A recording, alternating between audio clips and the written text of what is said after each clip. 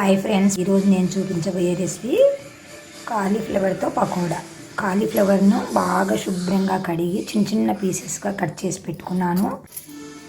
నేను ఒక ఇద్దరికి సరిపోయేలా చేస్తున్నాను. ఈ పీసెస్ ఒక బౌల్లో వేసుకోవాలి.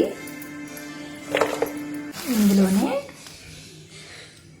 రుచికి సరిపడా సాల్ట్ వేసుకోవాలి, కొద్దిగా వంట సోడా వేసుకోవాలి, కొద్దిగా మిర్చి పౌడర్ వేసుకోవాలి. మీకు కావాలంటే గరం మసాలా కూడా వేసుకోవచ్చు, నేను వద్దనుకుంటున్నాను. కొద్దిగా జీలకర్ర పొడి, కొంచెం క్రష్ చేసుకున్న వాము, కొద్దిగా పెప్పర్, ఒక 2 స్పూన్లు లేదా 3 స్పూన్లు శనగపిండి, 2 లేదా 3 స్పూన్లు అదే మన క్వాంటిటీకి తగినట్లుగా కార్న్ఫ్లోర్. మైదా కూడా వేసుకోవచ్చు, నేను మైదా వద్దని కార్న్ఫ్లోరు శనగపిండి వేసుకుంటున్నాను. అన్నింటిని బాగా ముక్కలకు అంటుకునేట్లుగా కలుపుకోవాలి. కొంచెం కొంచెం వాటర్ వేసుకుంటూ కలుపుకోవాలి. ఇట్లా చేతిలో ఇట్లా ఇట్లా చిలకరించుకుంటూ చూసుకుంటూ వేసుకోవాలి. మీరు కారం పొడి వద్దు అనుకుంటే చిల్లీ ఫ్లేక్స్ కూడా వేసుకోవచ్చు, చాలా బాగుంటుంది. అల్లం వెల్లుల్లి పేస్ట్ కూడా వేసుకోవచ్చు. ఇలాగ బాగా కలుపుకోవాలి. అంతా ముక్కలకంతా ఈ పొడి అంతా అంటుకోవాలి. మనకు తక్కువ వస్తే వాటర్ వేసుకోవచ్చు, తక్కువ వస్తే పిండి కూడా వేసుకోవచ్చు. చూసుకొని జాగ్రత్తగా వేసుకోండి. నీళ్ళు ఎక్కువ వేసుకుంటే జోరైపోతుంది, రావు సరిగ్గా. ఓకేనా ఫ్రెండ్స్?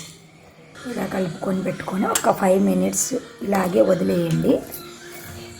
ఈ లోపల మనకు డీప్ ఫ్రైకి సరిపడా ఆయిల్ను మనం వేడి చేసుకొని పెట్టుకుందాం. బాండి పెట్టి ఆయిల్ వేసి పెట్టుకున్నాను. నిన్న అటుకులు వేయించానండి, అందుకు కొంచెం కొంచెం రవ్వలుగా ఉంది. మీరు ఏదో అని అనుకోవద్దండి.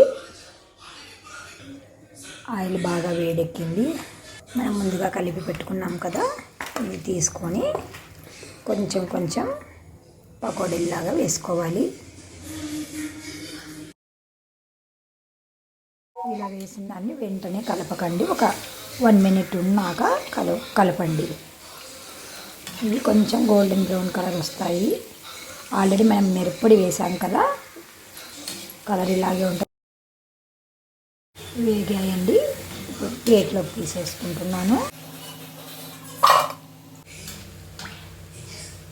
వీటిని ఇలాగే ఒట్టివైనా తినొచ్చును, లేదా టమాటా కెచప్తో కూడా తినొచ్చును. వారి వారి ఇష్టం అండి. మీరు కూడా తప్పకుండా ట్రై చేసి మీకు ఎలా వచ్చిందో మాకు కామెంట్ రూపంలో తెలియజేయండి ఫ్రెండ్స్. By bye friends.